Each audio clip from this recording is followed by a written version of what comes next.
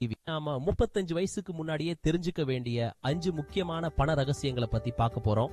300க்கும் மேற்பட்ட புத்தகங்களோட சாராம்சத்தை உங்களுக்காக எடுத்துட்டு வந்திருக்கேன். இந்த வீடியோவை முழுசா பாருங்க. உங்க வாழ்க்கையில பெரிய மாற்றம் வரும். நம்ம எல்லாருக்கும் பணம் முக்கியம். ஆனா அது எப்படி கையாளணும்னு நிறைய பேருக்கு தெரியறது இல்ல. அதனாலதான் சின்ன வயசுலயே பணத்தோட அருமையை புரிஞ்சுக்கிட்டு அதுக்கு ஏத்த மாதிரி நம்மளை தயார்படுத்திக்கிறது ரொம்ப முக்கியம். வாங்க அந்த 5 ரகசியங்களை பார்க்கலாம். 1, சேமிப்பு. முதல் விஷயம் சேமிப்பு.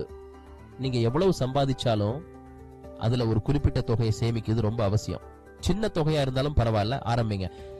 இந்த சேமிப்பு தான் பின்னாடி உங்களுக்கு உதவும். எதிர்காலத்துல ஒரு வீடு வாங்கவோ இல்ல ஒரு தொழில் தொடங்கவோ இது ரொம்ப உதவியா இருக்கும். சேமிக்கிறதுக்குன்னு ஒரு இலக்கு வைங்க. மாச வருமானத்துல குறைஞ்சது 10% சேமிக்கணும்னு இலக்கு வைங்க. அதோட சேமிக்கிறதுக்கு பல வழிகள் இருக்கு. நீங்க ஒரு சேமிப்பு கணக்கு தொடங்கலாம், இல்லனா தங்கத்துல முதலீடு செய்யலாம்.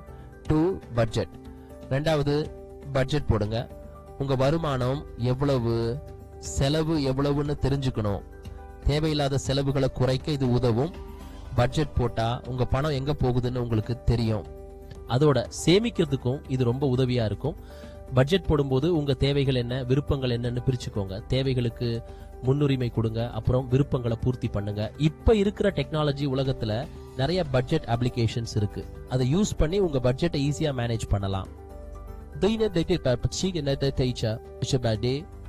முதலீடு. 3வது முதலீடு தான். சேமிச்ச பணத்தை சும்மா வைக்காம அதுல இருந்து வருமானம் வர மாதிரி பாத்துக்கோங்க. பங்குகள், மியூச்சுவல் ஃபண்ட்ஸ், ரியல் எஸ்டேட்னு நிறைய வழிகள் இருக்கு.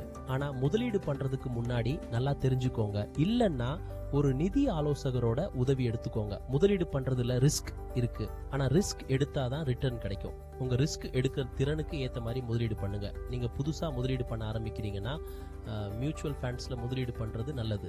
4, கடன். 4வது கடன். தேவையில்லாத கடன்களை தவிர்க்கணும்.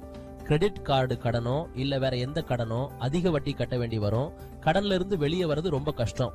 முடிஞ்ச வரைக்கும் கடன் இல்லாம வாழ முயற்சி பண்ணுங்க. கடன் வாங்கணும்னா அதுக்கு ஒரு தெளிவான காரணம் இருக்கணும். உதாரணமா ஒரு வீடு வாங்கவோ இல்ல ஒரு தொழில் தொடங்கவோ கடன் வாங்கலாம். ஆனா தேவையில்லாத ஆடம்பரத்துக்காக கடன் வாங்காதீங்க. 5, நிதி கல்வி. 5வது நிதி கல்வி. பணம் பத்தி நிறைய தெரிஞ்சுக்கோங்க.